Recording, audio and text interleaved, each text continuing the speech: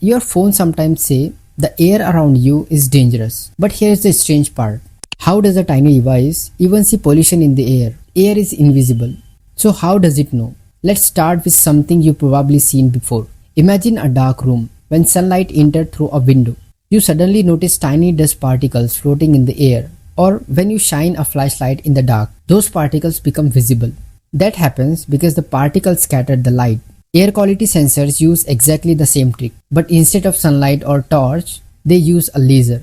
Inside an AQI detector, a small fan pulls air into a tiny chamber. As the air passes through dust, smoke and micropollutants move in front of the laser beam. When these particles cross the laser, they scatter the light in different directions.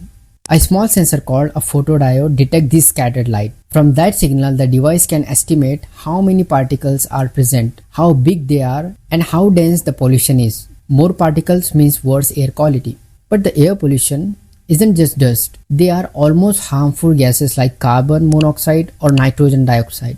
Lasers can't measure those easily. So AQI devices use another technology called electrochemical sensors.